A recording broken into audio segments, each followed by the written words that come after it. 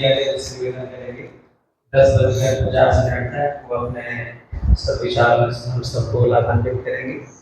वैदिक परिवेश विषय को केंद्र में रखकर ईमानदारी बनाओ उनके लिए खाना बनाओ तो 10:50 तक वो विचार देंगे।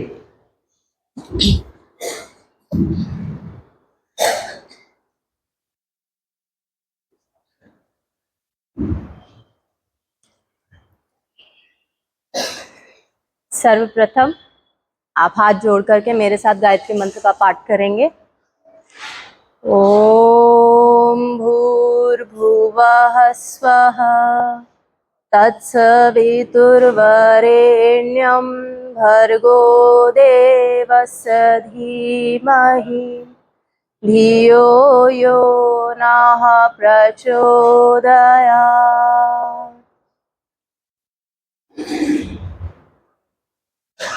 हमारे आदरणीय विवेक शास्त्री जी, हमारी माता जी, आज उन्होंने बहुत ही सुंदर हवन पाठ कराया, बाद में सत्संग भी कराया, सत्यार्थ प्रकाश का पाठ भी कराया। आपका बहुत बहुत धन्यवाद। उपस्थित सभी पितृजन और मातृशक्ति, मेरे प्यारे छोटे छोटे, इतने छोटे नहीं हैं पर फिर भी छोटे छोटे बालक बालिकाओं, आप सभी का आज यहाँ पर स्वागत है। आपका बहुत बहुत धन्यवाद मुझे ये अवसर देने के लिए। मैं आज यहाँ पर उपस्थित हूँ और कुछ अपने विचार आपके सामने रखूँगी। आशा करती हूँ अगर मुझसे कोई त्रुटि हो जाए तो आप मुझे सुधारिएगा, क्योंकि आप सब मुझसे बड़े हैं और आपको ज़्यादा अनुभव भी है, ज्ञान भी है, विद्या है। मैं बस अपने विचार आपके सामने रख रही हूँ। थोड़ा सा अपने बारे में बता देती हूँ। मेरी एक आवाज़ आ रही है?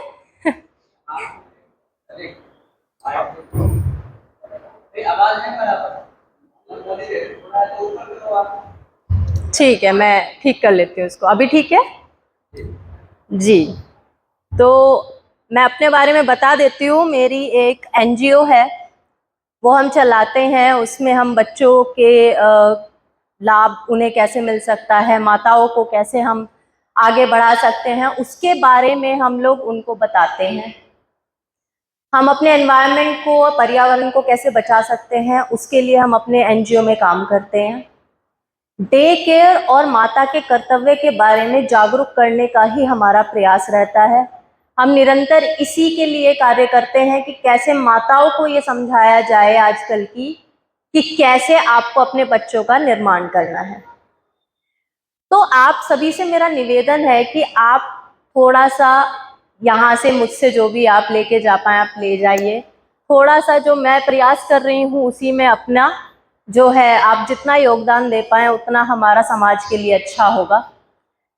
तो आप जब देखेंगे समाज में, जरा नजरें उठा करके देखें कि कितनी दयनीय स्थिति हमारे समाज की हो गई है कि हमारी माताएं अपना कर्तव्य पूरी तरीके से भुला चुकी हैं। और ये मैं इसलिए कह रही हूँ क्योंकि मैं ये स्वयं भी देख रही हूँ, आप सब भी इसके साक्षी हैं। और ये मैं बताऊंगी अभी आगे कि क्यों मैं ऐसा कह रही हूँ। माताएं अपना कर्तव्य बिल्कुल भुला चुकी हैं। इसका ये प्रमाण है कि उन्हें यह नहीं पता है कि पालन पोषण क्या होता है और निर्माण क्या होता है। निर्माण और पालन पोषण में जमीन आसमान का फर्क है, इतना आप समझ लीजिए। हमारी माताएं आजकल सिर्फ स्कूल तो भेज रही हैं, बच्चों को ट्यूशन तो भेज रही हैं, अलग अलग उन्होंने क्लासेस लगा दी हैं, ड्राइंग की, जूडो कराटे की, और जो भी अलग अलग क्लासेस होती हैं वो तो उन्होंने लगा दी हैं, लेकिन उन्हें ये नहीं पता है कि बच्चे का निर्माण कैसे करना है। आज हम इस रेस में भाग रहे हैं कि हमारे स्वयं खुद के बच्चे ही पीछे रह गए हैं उस रेस में। आज हमें अपने ऑफिस की पड़ी है, घर के काम की पड़ी है, लेकिन जो हमारा सबसे पहला प्राथमिक कर्तव्य है यानी कि माता का कर्तव्य, हम उसको ही भुला बैठे हैं। उसी के लिए हमारे पास समय नहीं है। आप स्वयं से प्रश्न कीजिए, क्या हम अपने बच्चों का निर्माण वैसे कर पा रहे हैं जैसे हमें करना चाहिए? क्या हम उन्हें वो शिक्षा दे पा रहे हैं जो हमें उन्हें देनी चाहिए? क्या हम उनको शिष्टाचार, नैतिकता ये सब सिखा पा रहे हैं? क्या हम उन्हें कोई शास्त्र पढ़ा रहे हैं? क्या हमने उन्हें कोई शस्त्र की शिक्षा दी है? पहली गलती तो हमारी यही है कि हमने गुरुकुलों में नहीं भेजा। दूसरी गलती हमारी यह है कि जब हम खुद भी उन्हें पढ़ा रहे हैं तो भी हम उन्हें पूरी शिक्षा नहीं दे पा रहे, क्योंकि आप स्वयं ही सुसुप्ति अवस्था में हैं। आपको स्वयं ही नहीं पता है कि कराना क्या है, पढ़ाना क्या है, क्या उन्हें बताना है, स्कूल के अलावा उन्हें क्या शिक्षा देनी है। स्कूल का तो आपको पता ही है, नैतिक शिक्षा का एक सब्जेक्ट हुआ करता था। आप बच्चे तो बड़े भाग्यशाली हैं कि आपके स्कूल में है, लेकिन बाकी किसी स्कूल में अब वो पढ़ाया नहीं जाता है। तो आप सोचिए कि स्कूल की स्थिति क्या रह गई है। आज हम जिस गर्त की ओर जा रहे हैं उसमें सबसे बड़ा योगदान हमारे माता पिता का ही है। जो आजकल के माता पिता हैं उन्हें खुद ही नहीं पता कि कराना क्या है, सब सोए हुए हैं। सबने सोचा है कि हमने स्कूल की फीस दे दी, ट्यूशन की फीस दे दी, थोड़ा सा समय परिवार के साथ बिताना है तो चलो वेकेशन पे चले जाते हैं, घूमने चले गए, बच्चे ने जो मांग लिया वो दे दिया और हो गया काम पूरा।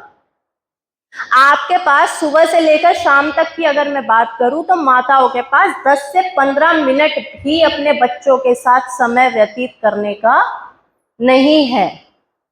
वो 10 से 15 मिनट भी नहीं बिताती हैं कि इनको कुछ पढ़ा दे, नैतिक शिक्षा के 4 पाठ पढ़ा दे, कोई शस्त्र विद्या इनको बता दे, शास्त्र से रिलेटेड कुछ बता दे। कोई भी हमने स्वाध्याय को इतना पीछे छोड़ दिया है कि अब हमें उसकी जरूरत ही नहीं लगती है। हमें लगता है बच्चा स्कूल में अच्छे से नंबर ले आए और हो गया काम। इतिहास उठा करके देख लीजिए, जिस राष्ट्र और जिस समाज ने अपने जड़ों को छोड़ा है ना, उसका अस्तित्व पूरी तरीके से खत्म हो गया है। उदाहरण देखिए चाइना और जापान, उन्होंने नहीं छोड़ा अपनी संस्कृति को, उन्होंने अपनी भाषा को नहीं छोड़ा, उन्होंने अपनी संस्कृति को नहीं छोड़ा। क्या वो हमसे आगे नहीं है? हमसे बहुत आगे हैं। क्या उन्होंने तरक्की नहीं की है? क्या उन्होंने गुलामी नहीं देखी थी? लेकिन हमने क्या किया, हम दूसरों को अपनाने के चक्कर में इतना निकल गए आगे कि हमने अपनी जड़ों को ही काट करके फेंक दिया। और आज स्थिति यह है कि हमारे बच्चों को सारी दुनिया का पता है सिवाय अपनी संस्कृति के। हमारे बच्चे इंग्लिश बोलते हैं लेकिन हिंदी नहीं जानते, संस्कृत बहुत दूर की बात है, उनको हिंदी की मात्राएं भी अच्छे से नहीं आती। और माँ बाप को इस बात पर गर्व महसूस होता है कि मेरे बच्चे को कोई बात नहीं, हिंदी की मात्राएं तो नहीं आती लेकिन इंग्लिश मेरा बच्चा बहुत फ्लुएंटली बोलता है। इंग्लिश आप सिखाइए बच्चे को, जरूरी है, लेकिन उसके साथ साथ हिंदी भी आप ही को पढ़ानी है। अपनी जड़ों को पकड़ करके जो भी राष्ट्र और समाज और जो बच्चे आगे तरक्की करते हैं ना, वो कभी भी मार नहीं खाते हैं। लेकिन हमने क्या किया, हमने दूसरों की संस्कृति अपनाते अपनाते अपनी छोड़ दी। अभी मैं आपको एक उदाहरण देती हूँ। आपने जितने भी मुस्लिम डॉक्टर, इंजीनियर देखे होंगे, क्या उन्होंने कुरान नहीं पढ़ी? जवाब दीजिए, पढ़ी है ना? आप अपने डॉक्टर इंजीनियर उठा करके देख लीजिए, कितनों ने वेद पढ़े हैं, कितनों ने उपनिषद पढ़े हैं, कितनों ने गीता पढ़ी है? नहीं पढ़ी। यहीं से ही आपको फर्क समझ में आ जाना चाहिए कि हम कितने दूर चले गए हैं। हमने सब चीजों को तो अपना लिया लेकिन अपनी ही चीजों को भुला बैठे। तो किसकी गलती है? कहाँ चूक रह गई? हम माताओं की, हमारे पिताओं की गलती है ना ये। आजकल के तो माता पिता हैं, उनकी गलती है। ये जो अब डॉक्टर इंजीनियर बने हैं, जिन्होंने कभी बचपन में अपने कोई उपनिषद, कोई वेद, कोई शास्त्र नहीं पढ़े, आज वो अपने बच्चों को क्या पढ़ाएंगे? जिनके पास खुद कुछ नहीं होता देने के लिए, वो अपने बच्चों को देंगे क्या? उनके पास कुछ नहीं है देने के लिए, क्योंकि उन्होंने खुद कुछ नहीं सीखा। अब बच्चा कहां से सीखेगा? स्कूल से सीखेगा, समाज से सीखेगा, हर जगह से सीखेगा, लेकिन आपके पास उसे देने के लिए कुछ नहीं है। क्या ये दुख का विषय नहीं है? क्या हमें नहीं समझना चाहिए कि हम किस ओर जा रहे हैं? कैसे राष्ट्र का निर्माण हम कर रहे हैं जिसमें बच्चों को कुछ नहीं आता है, कोई इतिहास अपना नहीं पता। और जो स्कूल का सिस्टम है उसमें तो हमारा इतिहास गलत ही पढ़ाया जा रहा है। आर्य बाहर से आए थे, ये पढ़ाया जाता है। आर्य इन्वेजन थ्योरी पूरी की पूरी गलत है, लेकिन अभी भी पढ़ाई जा रही है। तो क्या हम एजुकेशन सिस्टम को लेकर बैठ जाएं कि पहले वो सुधरेगा तब हम अपने बच्चों को सुधारेंगे? क्या माताओं को यही सोच लेना चाहिए कि हम तब सुधरेंगे? हम इसमें क्या कर सकते हैं? जो स्कूल में पढ़ाया जा रहा है वही पढ़ेंगे बच्चे। हमें कोई कर्तव्य हम अपना नहीं समझते कि हमें कुछ ठीक करना है। हमें खुद भी तो कोई हमारा दायित्व बनता है ना, कि हम अपने बच्चों को क्या सिखाएं। ठीक है, स्कूल का एजुकेशन सिस्टम आपके हाथ में नहीं है, वो एजुकेशन मिनिस्टर और हायर अथॉरिटीज और गवर्नमेंट और पता नहीं किस किस के हाथ में, लेकिन आपके हाथ में क्या है? आपके बच्चों को कोई सुधारने बाहर से नहीं आएगा, कोई मिनिस्टर आपके बच्चे सुधारने नहीं आएगा, कोई गवर्नमेंट आपके बच्चे सुधारने नहीं आएगा। ये आप ही का कर्तव्य है और आप ही को करना पड़ेगा। क्या आप तैयार हैं इसके लिए? कोई भी माता अपने बच्चे को तभी सुधार सकती है जब वो स्वयं के अंदर बदलाव लेकर के आए। हमने स्वाध्याय को पूरी तरीके से छोड़ दिया है, तो बच्चे देखेंगे क्या और सीखेंगे क्या? ये बहुत बड़ी रिसर्च ऑलरेडी हो गई है कि बच्चे देखने से, यानी कि ऑब्जर्व करने से ज्यादा सीखते हैं। आप उन्हें प्रवचन दें, वो इतना नहीं सीखेंगे, लेकिन आप जो कर रहे हैं वो आपसे सीख लेंगे। तो हम क्या करते हैं, आपका जो डेली का रूटीन है आप उस पर नजर डालिए। आपके डेली के रूटीन के हिसाब से बच्चा आपको देखता है कि मेरी मम्मी सुबह से लेकर शाम तक ये करती है, मेरे पापा ये करते हैं, ऑफिस जाते हैं, फिर आते हैं, खाना खाते हैं, टीवी देखते हैं और सो जाते हैं। तो यही सीखेंगे ना, या कुछ और सीखेंगे? यही सीखने वाले हैं। एक बच्चे को ये पता लग गया है कि मुझे पढ़ाई करनी है क्योंकि मुझे नौकरी चाहिए, फिर मुझे नौकरी लेनी है और फिर सुबह से लेकर शाम तक यही काम करना है, ऑफिस जाना है और फिर सो जाना है। ये हम अपने बच्चों को ना चाहते हुए भी, ना बताते हुए भी सिखा रहे हैं। हमने सत्संगों में जाना छोड़ दिया, हमने आर्य समाज जैसी संस्था से जुड़ना छोड़ दिया, बच्चों को लेकर जाना छोड़ दिया, हवन करना छोड़ दिया। ये सब वो चीजें हैं जो धीरे धीरे हम बच्चों के अंदर डालते हैं, लेकिन हम नहीं डाल रहे हैं। आप बताइए कितने लोग अपने बच्चों के साथ बैठ करके साप्ताहिक ही हवन करते हैं। दैनिक यज्ञ तो आप छोड़ ही दीजिए, उसका तो समय ही नहीं है किसी के पास। आप साप्ताहिक हवन कितने परिवार कर रहे हैं? क्या सीखेगा बच्चा? फिर कोई मंत्र नहीं आते, कोई श्लोक नहीं आते। इसीलिए मैं बोलती हूं कि माताओं जाग जाओ। ये 15 वर्ष तक आपके हाथ में है। जैसे ही 15 वर्ष के ऊपर हुए, ये फिर आपको बताएंगे कि कैसे चलना है, ये जीवन कैसे जीना है, ये आपको बताएंगे। क्योंकि आपका समय अब निकल गया, हाथ से निकल गया। कच्चे घड़े थे, अब वो पक चुके हैं। जैसा सांचा दोगे वैसे वो बन जाएंगे। आपके सांचे ही खराब हो गए हैं, आप कैसे बच्चों को अच्छा बनाएंगे? एक बार पक गए तो फिर पक गए, फिर आप इनमें कोई बदलाव नहीं कर सकते। ठीक है, अगर कोई बच्चा निकला कि नहीं, माँ बाप की सुन लेगा 15 साल के बाद भी, लेकिन वो भी सिर्फ इसलिए कि इज्जत करते हैं। चलो ठीक है, वो हमारे है ही भारतीय सभ्यता में कि इतनी जल्दी तो बोलना नहीं सीखते, लेकिन आप उनमें कोई बड़ा बदलाव चाहें कि वो हवन करना शुरू कर दे 15 वर्ष के बाद, अगर आपने नहीं सिखाया है, वो नहीं करेंगे। वो संध्या नहीं करेंगे क्योंकि आपने उन्हें बचपन से नहीं सिखाया है। कैसे कर लेंगे? स्कूल में तो आजकल कुछ सिखाते नहीं है और हम भी अपना कर्तव्य भुला बैठे हैं। बताइए कैसे सीखेंगे? सीखेंगे वो तभी जब आप जागेंगे। आप 10 मिनट निकालिए स्वाध्याय के लिए, ताकि आपको देख करके वो पढ़ें। आपके घर में लाइब्रेरी होनी चाहिए, किताबें होनी चाहिए, पुस्तकें, हमारे शास्त्र होने चाहिए। बताइए कितनों के घरों में है? किसी के भी घर में नहीं मिलते। इसीलिए मैं बोलती हूं कि इनका जो समय है ना, वो समय निकलता जा रहा है।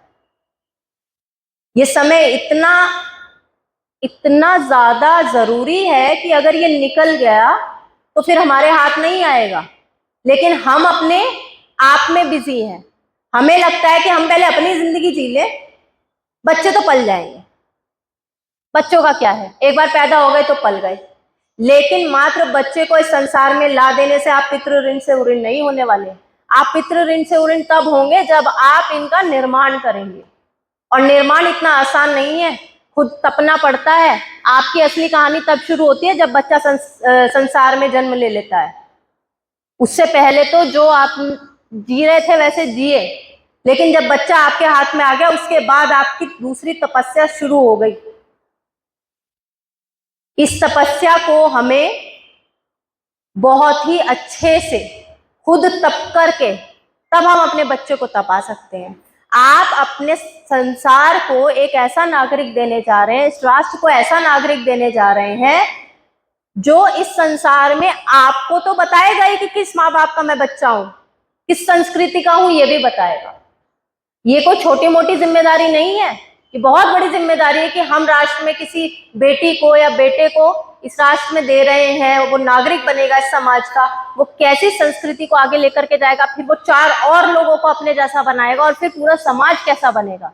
परिस्थिति देखिए, आज हर जगह बलात्कार, हर जगह रेप हो रहे हैं। क्यों? क्योंकि हमने उन्हें ये शिक्षा ही नहीं दी कि नैतिकता क्या होती है। सब भुला बैठे हैं, माता अपने में बिजी है, पिता अपने में बिजी है। क्या हम कुछ अपनी तरफ से दायित्व को समझ के कुछ कर रहे हैं? नहीं कर रहे। आजकल के माता पिता को तो ये हो गया है, आजकल नया करियर शुरू हुआ है, वो है इंस्टाग्राम का। मतलब अभी तक तो माता पिता को ये थी टेंशन कि मेरा बच्चा डॉक्टर बने, इंजीनियर बने। अब माता पिता को ये अलग टेंशन है कि मेरे बच्चे की वीडियो कैसी बन रही है। ये चाइल्ड लेबर में नहीं आता क्या? बताइए मुझे, ये चाइल्ड लेबर में ही आया ना। आप अपने बच्चे को नचा रहे हैं और फिर उससे आप पैसे कमा रहे हैं, ये तो चाइल्ड लेबर ही हुई। मेरे हिसाब से तो चाइल्ड लेबर हुई।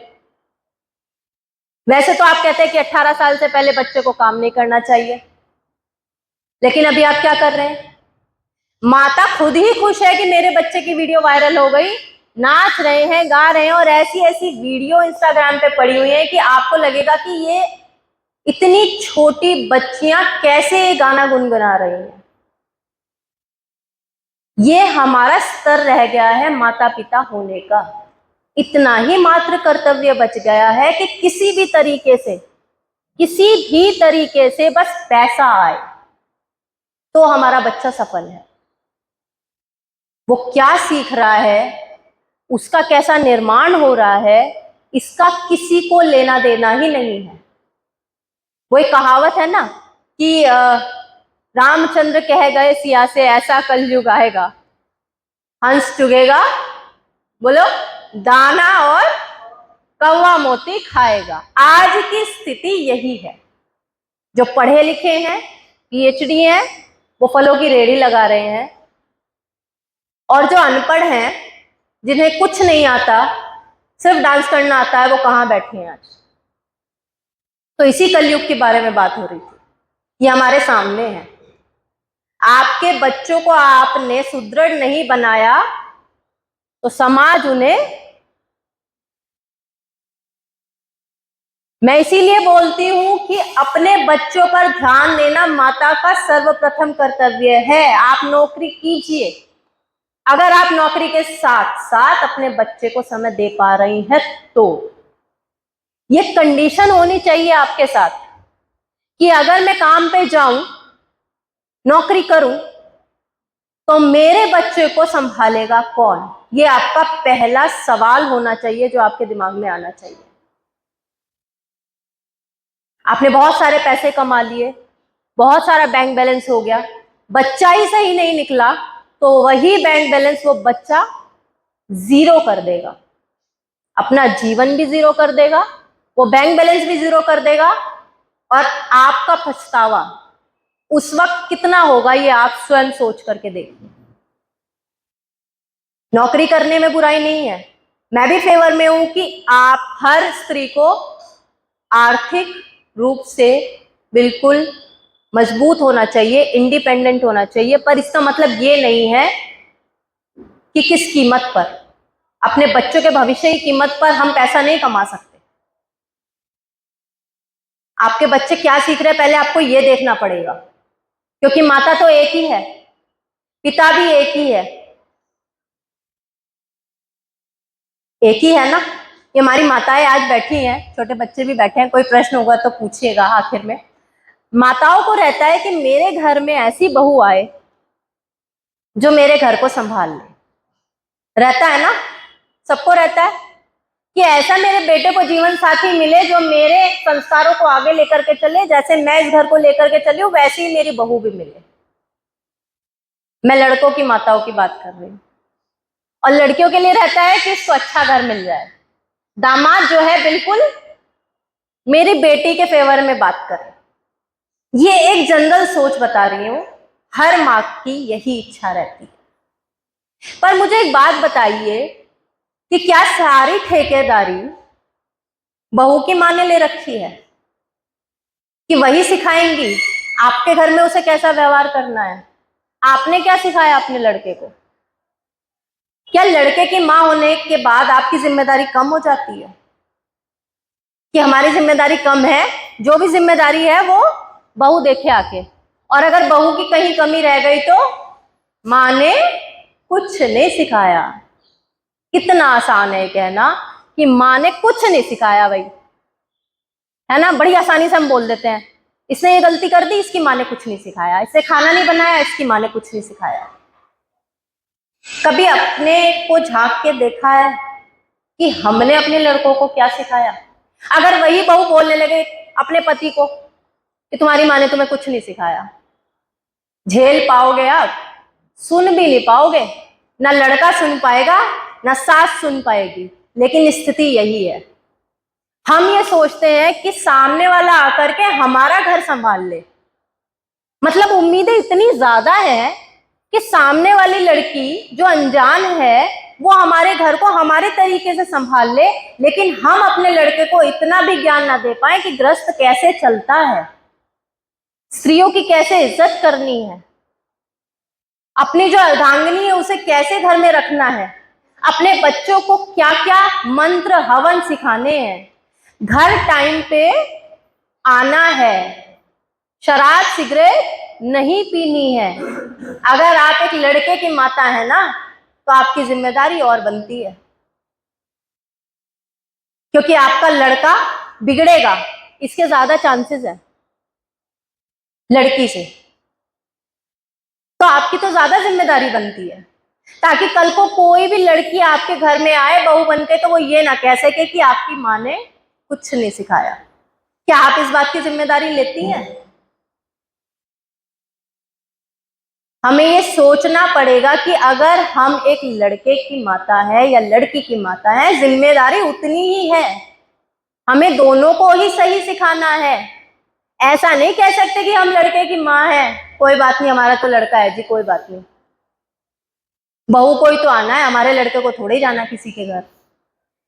ये विचार हमारे दिमाग में नहीं होना चाहिए, क्योंकि आज जो आपका बेटा सीखेगा आपसे, वही आपका पोता सीखने वाला है आपसे।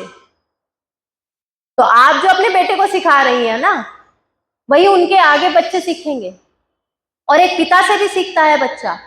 माता पहला गुरु है, शास्त्रों में लिखा है माता निर्माता भवती, लेकिन आज माता कुमाता भवती हो गई है, क्योंकि संस्कार दोनों को ही नहीं मिले, ना लड़की को मिले हैं ना लड़के को मिले हैं।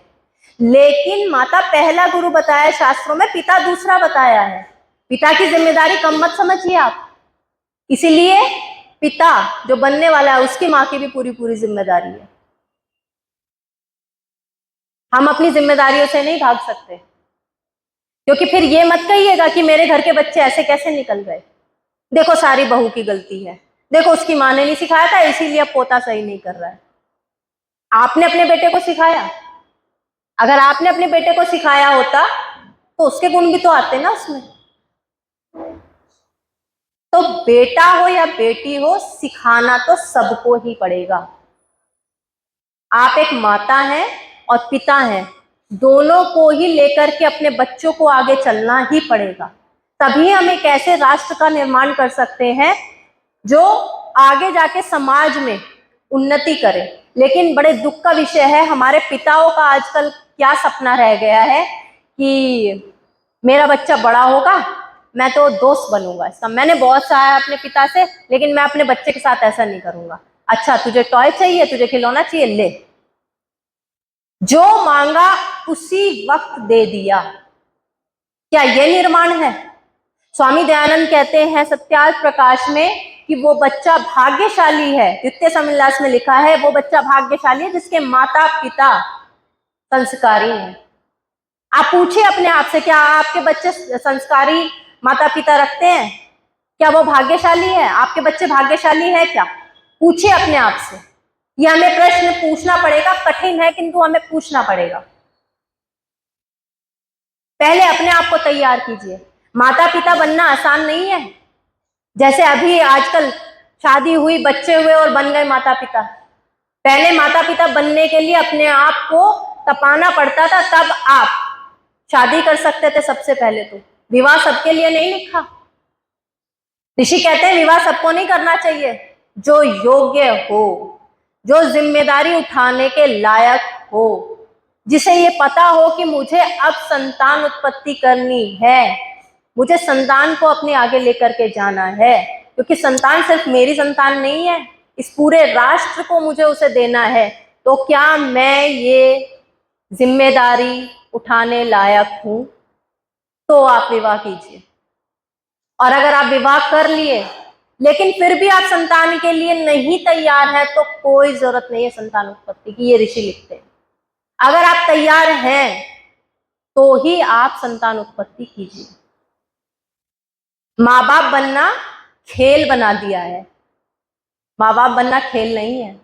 माता पिता का कर्तव्य तो इतना बड़ा लिखा है, इतना बड़ा लिखा है कि ईश्वर के बाद आप ही हैं जो उसे सब कुछ सिखाने वाले हैं। ये भगवान का वरदान है हमें। अगर आप माता पिता बने हैं तो आप इसको हंसी में मत लीजिए, आप इसको ऐसे ही मत लीजिए कि चलो ठीक है हम बन गए माता पिता और अपने अपने बच्चों को लालन पोषण कर दिया, अच्छे कपड़े दे दिए, ट्यूशन दे दिया, स्कूल दे दिया, हो गई हमारी जिम्मेदारी पूरी। हमने कहाँ कमी छोड़ी? कमी छोड़ी है आपकी कमियों की वजह से ही अब ऐसे बच्चे संसार में जा रहे हैं जो इस पूरे संसार को गर्त की ओर लेकर जा रहे हैं। ये पबजी खेलने वाली जो जनरेशन है ना, जो आज पबजी खेल रही है, वो कल जाकर के पब में सिर्फ और सिर्फ शराब पिएंगे। आप देख लेना। आजकल माता का इतना भी कंट्रोल नहीं रह गया है कि मोबाइल छुड़ा दे अपने बच्चों से। बच्चा मॉल में जाता है, वहीं लेट जाता है, ये चाहिए तो चाहिए। और माता पिता भी, हमें कुछ नहीं मिला, हमें अपने समय में, चलो दिला देते। हमें ये नहीं मिला, चलो दिला देते हैं। हमें वो नहीं मिला, चलो दिला देते। कमाई किस लिए रहे हैं? मतलब आप सिर्फ एटीएम मशीन बन करके रह गए हैं, जिसमें बच्चा जब मन आए, जो मन आए, रिक्वेस्ट डाली, पैसे बाहर और चीज अपने पास। क्या यही होता है माता पिता का कर्तव्य? माता तो सुभद्रा जैसी थी, माता तो जीजाबाई जैसी थी, कहां से मिले हमें? अभिमन्यु और शिवाजी जैसे कहां से मिले? ना वो माताएं रह गई हैं, ना वैसे योद्धा रह गए हैं। तो कैसे निर्माण होगा समाज का? ये समाज हम ही लोगों से बना है ना, हम ही बना रहे हैं ऐसे। जी हाँ, लड्डू गोपाल से मुझे याद आया, आजकल बच्चों को भी सिखा रहे हैं और लड्डू गोपाल जी एडमिशन ले रहे हैं एलकेजी में। पूरा का पूरा एडमिशन लिया जा रहा है, एडमिशन प्रोसेस है, फीस भर रहे हैं। किसकी? लड्डू गोपाल जी स्कूल जा रहे हैं। मतलब देने वाले दाता को आप क्या दे सकते हैं? आप उन्हें भगवान मानते हैं, भगवान को कोई पढ़ा सकता है क्या? आप जिससे खुद स्वयं प्रार्थना कर रहे हैं कि हमें ज्ञान दो, हमें विद्या दो, हमें शक्ति दो, आप उसी को स्कूल भेज रहे हैं। कितनी मूर्खता की बात है। क्या हमें, हमारे भगवान को, चलो आप भगवान मानते, भगवान को स्कूल जाने की जरूरत है क्या? लेकिन आप भेज रहे हैं। उन्हें केक कटिंग की जरूरत है क्या? बर्थडे पे, जन्माष्टमी पे केक काट रहे हैं। हमने अपने आसपास एक ऐसा इकोसिस्टम बना लिया है कि जिसमें हमें स्वाद आए।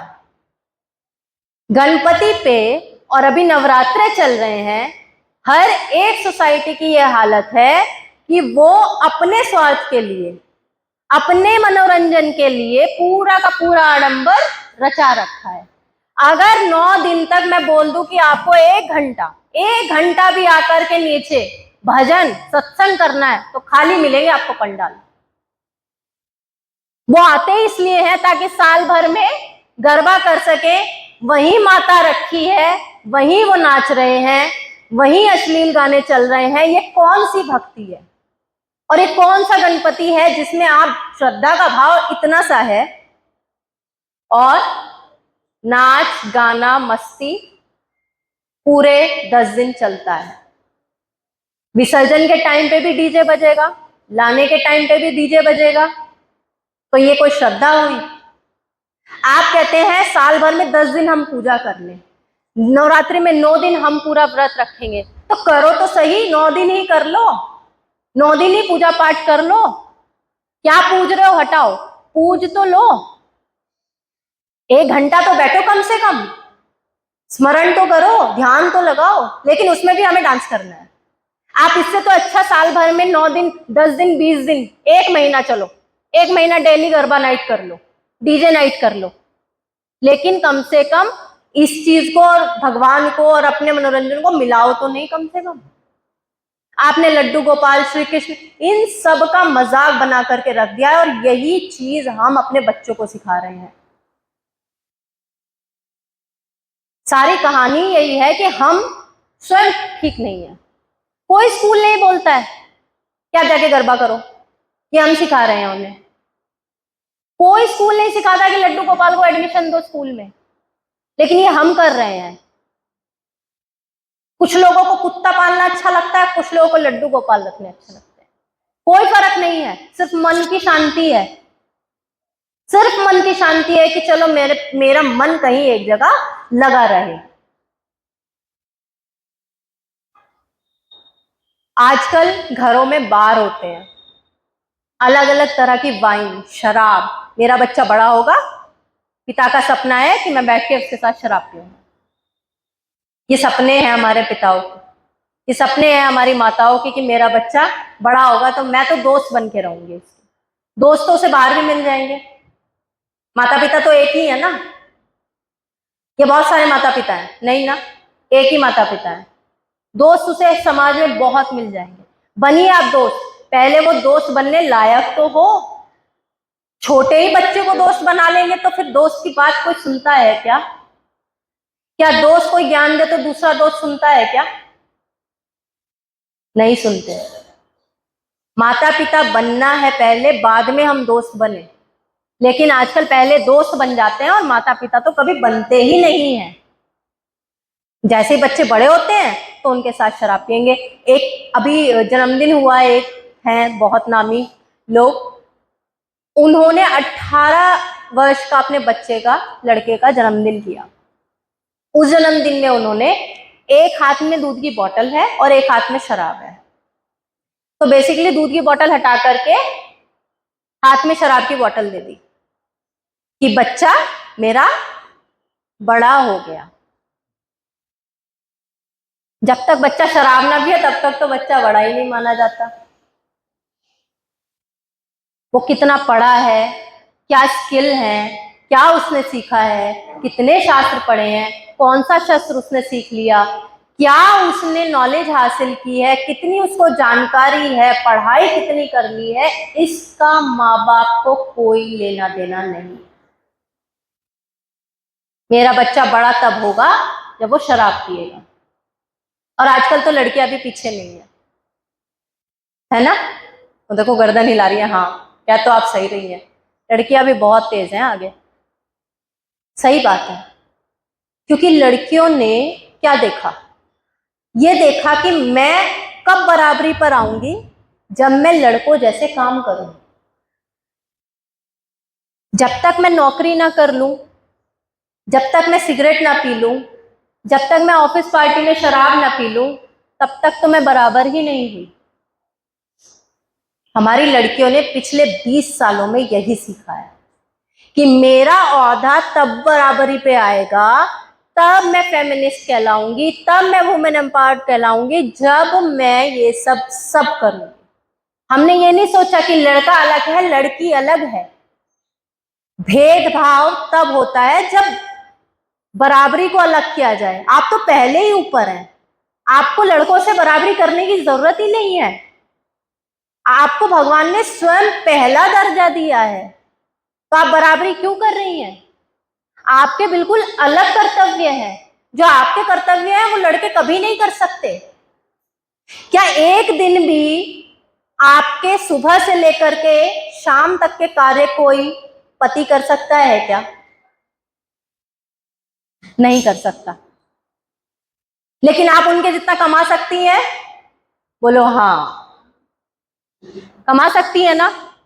अगर कमाने पे आए तो आप अपने पति से ज्यादा कमा सकती हैं। पर क्या आपके पति आपके जितनी जिम्मेदारी घर में उठा सकते हैं क्या? नहीं उठा सकते।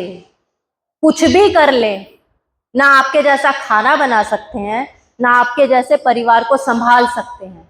तो बराबरी तो है ही नहीं। आप खुद को नीचे स्तर पर लाकर उनसे बराबरी क्यों कर रही हैं? किस लिए? आप तो बहुत ऊपर हैं। स्वयं भगवान ने आपको ऊपर रखा है और आपको लगा है कि नहीं, मुझे आदमी के बराबर कर दे कोई। ये एक जो हमारे दिमाग में मेंटली डाला गया है कि विमेन एम्पावरमेंट के नाम पे 8 से 9 या 9 से 5 सुबह से लेकर शाम तक काम कराओ तो आप कुछ हैं। ये आपके दिमागों में डाला गया है, वेस्टर्न सोच है ये। ऐसा नहीं है। आप उसके बिना भी आर्थिक रूप से सशक्त हो सकते हैं। लेकिन ये कब सोचना है? ये अभी इसी एज में सोचना है। 9, 10 यही एज है जब आपको ये सोचना है कि कल मुझे माता भी बनना है, कल मुझे परिवार भी देखना है। अब मैं कौन सा करियर चूज करूं कि मेरी ये दोनों चीजें डिस्टर्ब ना हो। कल मेरे मन में ये ख्याल ना आए कि मैंने पैसे नहीं कमाए, मैंने नौकरी नहीं की, मैं बस बच्चे बच्चे में रह गई, या मैं नौकरी कर रही हूं, मेरा बच्चा पीछे से अकेला है। ये आपको अभी सोचना पड़ेगा। विमेन एम्पावरमेंट मुझे ऐसा लगता है कि असली है जब हम मर्दों को काम दें, तब होंगे ना विमेन एम्पावर्ड। हम क्यों जाके किसी की नौकरी करें? हम नौकरी देंगे। इतना सशक्त बनाओ ना अपने को। माता बनने से पहले स्वयं को इतना सशक्त बनाओ कि हम नौकरी देंगे, तब है ना मजा। असली बात तो तभी होगी ना। आप क्यों नौकरी करेंगी? आप अपना बच्चा भी छोड़ेंगी। आप दूसरों को नौकरी दें, स्वयं इतना बनाए। आपको करियर चॉइसेस ऐसी रखनी पड़ेंगी जिसमें आप अपने बच्चे को साथ लेकर के चल सकें। समय की समाप्ति भी हो रही है। अभी शास्त्री जी बोलेंगे समय हो रहा है। मेरा कहना बस यही है कि आप जो भी करने वाली हैं, बच्चियों से ये कहना है, अगर आपको करियर काउंसलिंग चाहिए तो हमारे एनजीओ में करियर काउंसलिंग भी मिलती है। आपको ये दिमाग में रखना पड़ेगा बच्चों कि हम कल इस फेज में आएंगे। ये सब आपके साथ आने वाला है। जब आपको चुनना पड़ेगा कि मैं अपने बच्चे को देखूं या मैं अपनी नौकरी को देखूं, आएगा ये समय। हर किसी के साथ आता है। और कॉर्पोरेट वर्ल्ड सिर्फ 6 महीने की छुट्टी देता है। जो शुरुआती 3 साल है ना, जिसमें रिसर्च हो चुकी है कि नहीं, बच्चे को माँ का साथ चाहिए। अगर बच्चे को शुरुआत में माँ का साथ नहीं मिला तो वो बच्चे सक्सेसफुल नहीं निकलते हैं अपने जीवन में। क्योंकि पल तो जाता ही है बच्चा, खाना तो उसको कोई भी खिला देगा, लेकिन अगर माँ का साथ नहीं है ना तो उसका दिमाग, जो उसमें इमोशन होते हैं, वो डिस्टर्ब हो जाते हैं। इसीलिए आपने देखा होगा कि बच्चे एडीएचडी का शिकार हो रहे हैं आजकल। बच्चे चिड़चिड़े हो जाते हैं, बच्चे चले जाते हैं डे केयर, माँ बाप चले जाते हैं ऑफिस में। डे केयर में क्या होता है? इतना छोटा बच्चा, उसे नहीं चाहिए भीड़ भाड़, उसे नहीं चाहिए इतने सारे बच्चों का साथ। 3 साल तक बच्चे को सिर्फ और सिर्फ अपनी माँ चाहिए। आप अपने से पूछिए, क्या हम 3 साल दे सकते हैं अपने बच्चे को? तब आप संतान के बारे में सोचिए। नहीं तो कोई हक नहीं बनता आप किसी भी जीवात्मा को संसार में लेकर के आए और आप उसका निर्माण तो छोड़िए, आप उसके लिए हैं ही नहीं, समय नहीं है आपके पास। आप कैसे इतने छोटे बच्चे को छोड़ करके डे केयर में अपने आप पैसे कमाने चली जाती हैं? ठीक है, कुछ परिवारों की मजबूरी होती है, वो मैं भी समझती हूँ, लेकिन ऐसी भी माताएं हैं जो सिर्फ और सिर्फ अपनी नौकरी के लिए बच्चे को छोड़ देती है। उन्हें पैसे की भी इतनी नहीं है। अच्छे अच्छे परिवार से हैं वो। बताइए। कैसे डे केयर में बच्चा आप छोड़ देती हैं, बच्चा चिड़चिड़ा हो जाता है, उनका जो मेड्यूला एक पार्ट होता है दिमाग में जो इमोशंस को कंट्रोल करता है वो पूरा का पूरा अभी डेवलप भी नहीं हुआ है और उसको स्ट्रेस हार्मोन रिलीज करने पड़ते हैं, क्योंकि बच्चे एक दूसरे को देख के रोते रहते हैं, डे केयर में रोते रहते हैं, फिर उनको स्ट्रेस होता है, एंजाइटी होती है। इतना छोटा बच्चा जो बोल भी नहीं सकता उस पूरी भीड़ में अपनी माँ को ढूंढता ही रहता है, और जब माँ मिलती है शाम में तो वो इतना थक गया होता है, इतना थक गया होता है कि उस बच्चे की आप शक्ल देखेंगे तो आपको रोना आ जाएगा। अगर आज माँ अपने बच्चे को छोड़ करके जा रही है ना, तो आप सोचिए कितनी बड़ी कमी जनरेशन बाय जनरेशन हमारे दिमाग में आ गई है। एम्पैथी यानी कि सहानुभूति अपने स्वयं के बच्चे के लिए ही खत्म हो गई है हमारी। कम से कम ऐसी तो अपने आप को, अपनी असफलता बच्चे पर मत निकालिए, स्वयं को इतना तो सफल कर लो कि आपके बच्चे के समय पर आप उसके पास हो। अगर आप उसके पास ही नहीं है तो ये कौन सी सफलता हो? आपके बच्चे का समय वापस आएगा क्या? वो दोबारा छोटा हो जाएगा क्या? या टाइम पे पॉज लगा देंगे कि आपकी मैं पहले अपना करियर सेट कर लूं, तब तक तू इधर ही रुक, 6 महीने का 6 महीने का ही रहना। हो सकता है क्या ऐसा? नहीं हो सकता। और ये जो गिल्ट आप लेकर के जाते हैं ना ऑफिस में, क्योंकि याद तो आती है बच्चा क्या कर रहा होगा, कैसे रह रहा होगा, तो हमने कैमरे लगा दिए। डे केयर में कैमरा है और डे केयर में देख रहे हैं कि हाँ मेरा बच्चा क्या कर रहा है। बस हो गया आपका, आपकी जिम्मेदारी पूरी हो गई।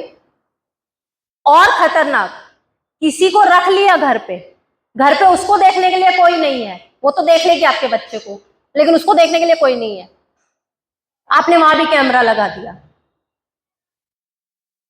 आपके खुद के रिश्तेदार भी आपके बच्चे को आपका प्यार नहीं दे सकते, और आप सोचते हैं कि कोई जिसको आप पैसा दे रहे हैं वो आपके बच्चे का ध्यान आपसे ज्यादा रख लेगा। वैसे तो आप बहुत पढ़े लिखे हैं, वैसे तो आप कंपनी में इतनी अच्छी पोजीशन पर हैं, कंपनी आपके बिना चलेगी नहीं, डूब ही जाएगी अगर आपने नौकरी छोड़ दी तो। और वैसे आपको इतना भी ज्ञान नहीं है कि मेरे बच्चे को मेरे जितना प्यार पिता भी नहीं दे सकता जिसका वो स्वयं का बच्चा है। चाची, ताई, नानी, दादी बहुत दूर की बात है, और इसके अलावा बाहर के तो और भी दूर की बात है।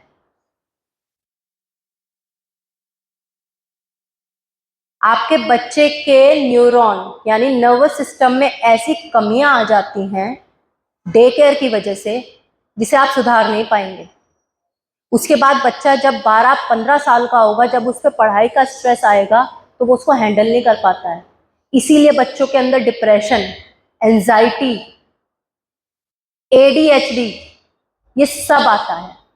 फिर आप अपने बच्चे को डॉक्टर के पास दिखाते हैं, उन्हें थेरेपीज देते हैं, फिर बच्चे को वहां भी शांति नहीं मिलती, सुसाइड।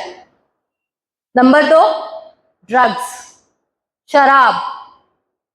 ये आपने दिया अपने बच्चे को, उसने नहीं सीखा था, उसे नहीं पता था क्या सही है क्या गलत है, ये आपने दे दिया उसको।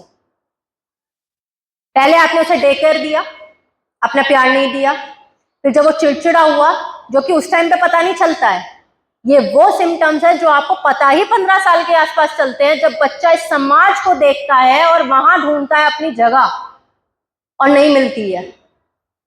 छोटे छोटे स्ट्रेस भी हमारे बच्चे आज की तारीख में नहीं ले पा रहे हैं। कहीं तो गलती हो रही है ना, कुछ तो हमने ही गलत किया है ना। एक तो परिवार छोटा कर दिया, पहले इतने बड़े बड़े परिवार होते थे, बच्चा अपनी दादी से सीखता था, दादा से सीखता था, चाचा ताई सबसे सीखता था। अभी वो हमने छोटा कर दिया, फिर इतना छोटा कर दिया कि माँ बाप भी छोड़कर चले गए, फिर हमने इतना छोटा कर दिया। फिर बच्चा थोड़ा सा बड़ा हुआ, सेकंड थर्ड में आया, क्लासेस लग गई, सुबह से लेकर शाम तक उसको फुर्सत ही नहीं है, मतलब मोदी जी से ज्यादा बिजी आपका बच्चा है। फिर उस पर पढ़ाई का स्ट्रेस आ गया, आपका प्यार तो बच्चे को मिला ही नहीं, और फिर आप सोच रहे हो कि वो नौकरी कर करके आपको वृद्धाश्रम में भेजेगा, तो ये आपकी मूर्खता है। जब उसे सबसे ज्यादा जरूरत थी आपने छोड़ दिया, जब आपको सबसे ज्यादा जरूरत होगी उसकी, वो निश्चित छोड़ेगा। उसे भी अपनी जिंदगी को संवारना है, क्योंकि आपने संवारी अपनी जिंदगी उसमें। और जिंदगी संवारने का मतलब तो आपने उसे यही सिखाया है ना, नौकरी करो, शादी करो, बच्चे करो और फिर अपना करियर सेट करो, यही सिखा रहे हैं ना हम। तो उसने यही सीखा। फिर ये मत कहो कि अच्छा अभी मेरा बच्चा ऐसा निकल गया, अभी वो मेरी बात ही नहीं सुनता है, अपने दोस्तों के साथ ही रहता है, मेरा बच्चा ड्रग्स करने लगा है। फिर आप ये शिकायत करो ही मत। अगर आपने उनके साथ समय नहीं बिताया, आपने उन्हें साहित्य नहीं पढ़ाए, आपने उन घर में बार तो खुलेआम रखे हैं बच्चों के सामने, लेकिन किताबें रखी ही नहीं, कभी बैठ के पढ़े ही नहीं उनके सामने। बाहर रहे घर में, बच्चा शराब ही पिएगा। वेद पुराण रखे होते तो एक दिन उठा के पढ़ ही लेगा। सिर्फ इतना सा ही फर्क है कि हम अपने बच्चों को क्या वातावरण दे रहे हैं, क्या उन्हें हाव भाव दे रहे हैं, घर में क्या व्यवस्था है हमारी, हमारे घर में दारू पार्टी चल रही है या हमारे घर में सत्संग चल रहा है, बस इतना ही फर्क है। आप जैसा बनाएंगे वो वैसे बन जाएंगे। कोरा कागज की तरह होते हैं बच्चे, कच्ची मिट्टी, जैसा डालोगे वैसे ढल जाएंगे, लेकिन सिर्फ 15 साल तक। अब तो समय उससे भी कम है, क्योंकि बच्चे रॉकेट की स्पीड से बड़े हो रहे हैं। आपको भी नहीं पता इतना जितना उन्हें पता है, तो आपके पास तो समय बहुत कम है। तो मैं यही कहती हूँ माताओं से, थोड़ा सा समय निकाल लो, एक बार अच्छे से सांचे में ढाल दो अपना बच्चा, उसके बाद आपको जो करना है आप करना, क्योंकि आपका बच्चा इस समाज में जाने लायक हो जाएगा। इस समाज को कैसे जीना है, इस जीवन को कैसे जीना है, ये पाठ आप उसे पढ़ा चुके होंगे। उसके बाद आपको जो करना है आप करिए, कोई भी रोक टोक नहीं है। लेकिन पहले बच्चे को तो संभालिए। जीवन कभी लौट करके वापस नहीं आता, और संस्कार रूपी पानी तो हमें अपने मूल को देना ही पड़ेगा, नहीं तो हमें कोई नहीं बचा सकता। कोई प्रधानमंत्री, कोई नेता, कोई देश की सुरक्षा, कुछ नहीं। जिस समाज को उसका भविष्य ही दिमक की तरह खाने लगता है, उसे कोई नहीं बचा सकता। और ये सबसे बड़ी जिम्मेदारी हमारी माताओं की है, पिताओं की है, बड़े बूढ़ों की है। आप सत्संग परंपरा से जुड़ी हुई हैं माताएं, आपका बहुत बहुत धन्यवाद कि आप इस परंपरा को आगे लेकर के चल रही हैं। आप प्रेरणादायी हैं। आप एक समाज में मैसेज दे रही हैं कि हमें सत्संग परंपरा को नहीं छोड़ना है। इसी के साथ मैं अपनी वाणी को विराम देती हूँ। आपने बहुत अच्छे से मेरी बात सुनी, आप सभी का धन्यवाद।